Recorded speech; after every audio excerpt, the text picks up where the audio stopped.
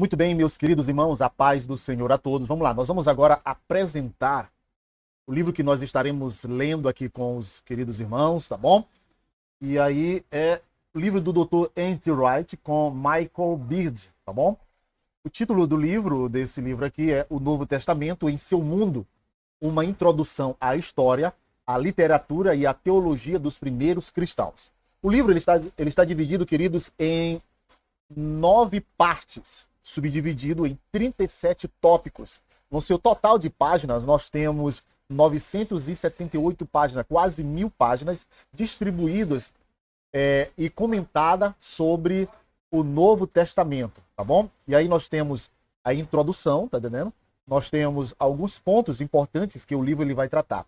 Para que os irmãos venham a conhecer um pouco, nós vamos ler a primeira parte do livro, só para os irmãos entenderem a metodologia de como o livro foi escrito. A parte 1 é lendo o Novo Testamento. E aí nós vamos para lá, são mais ou menos 11, 16, 19 páginas. Isso, 19 páginas só para conhecer e ler o Novo Testamento. Vamos lá? E aí, muito bem.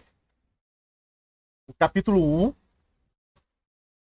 ó, a parte 1, ele traz uma introdução. Deixa eu mostrar para vocês como é que ela vem trazendo. Aí, ó. Ela vem trazendo uma imagem, depois ela sempre vai seguir essa mesma estrutura, tá bom? E aí tem uma introdução que diz assim, muito bem.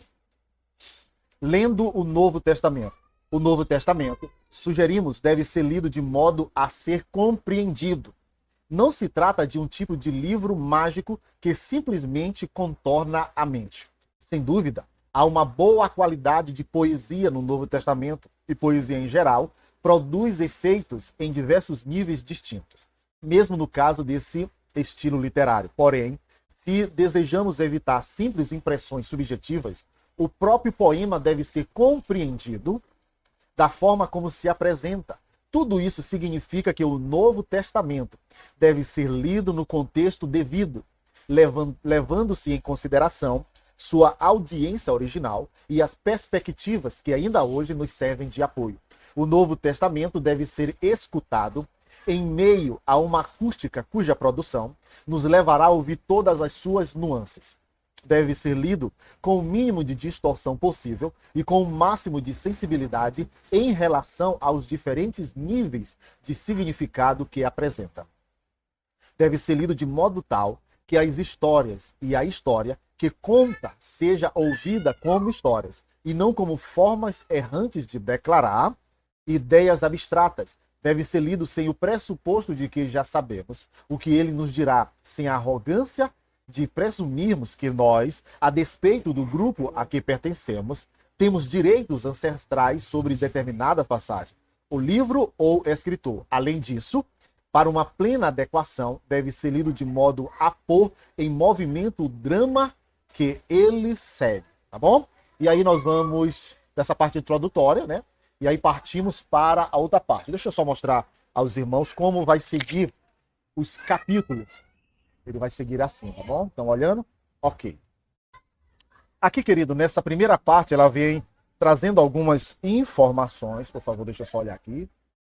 Capítulo 1 diz assim, iniciando o estudo do Novo Testamento. O Novo Testamento é e continuará a ser o melhor livro já feito no mundo. Esse é como a gente pode dizer aqui, um subtópico, um tópico do capítulo, né?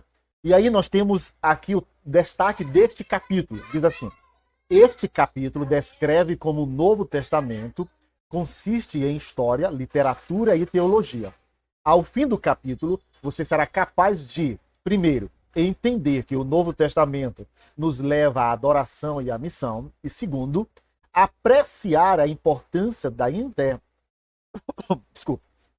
inter-relação entre história, literatura e teologia para os estudos do Novo Testamento. Esses são alguns destaques deste Novo Testamento. Como eu falei para vocês, eles são mais ou menos, irmãos, nós temos aqui 9 páginas, como a gente pode dizer aqui, isso.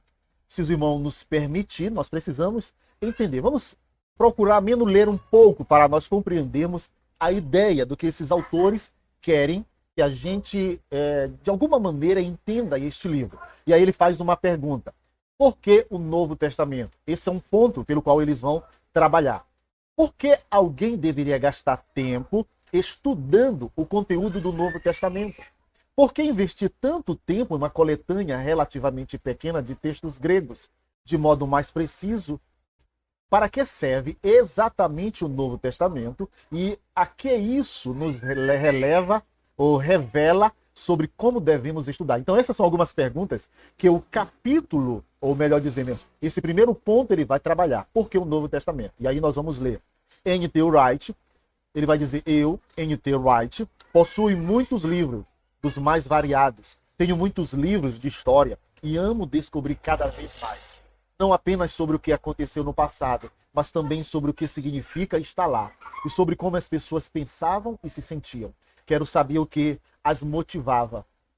Tenho muitos livros de narrativas e contos, e ainda que não descrevam as coisas conforme realmente aconteceram, encorajam-me a pensar sobre o porquê de as pessoas se comportarem de determinada maneira.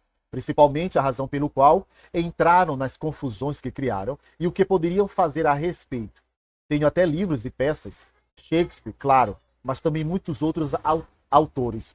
Gosto de teatro. Se você soltar a imaginação, poderá ler a peça em casa e vê-la se desenrolar com os olhos da mente. Evidentemente, será muito diferente se eu soubesse que atuaria em uma peça. Eu a leria não apenas para decorar falas, mas também para pensar nos diferentes personagens e desenvolver uma intuição de como seria estar na pele da pessoa por trás do meu personagem, bem como da forma pela qual me relacionaria com os outros.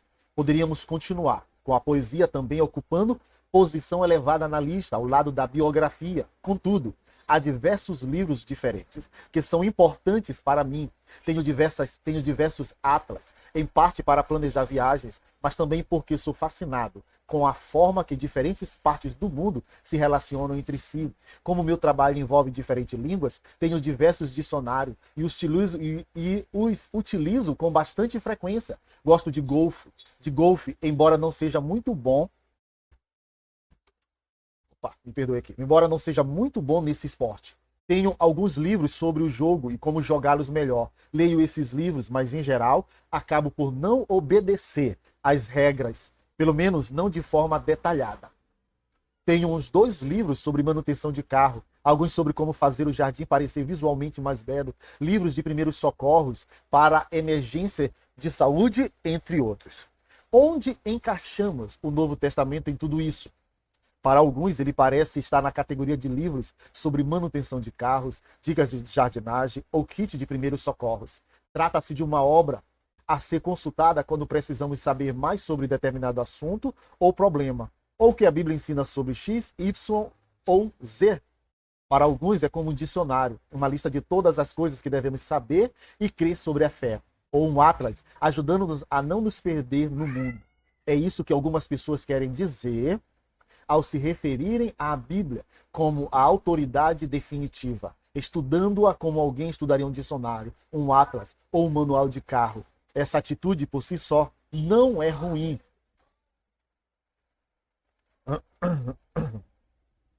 Talvez seja melhor começarmos de algum ponto do que não começarmos.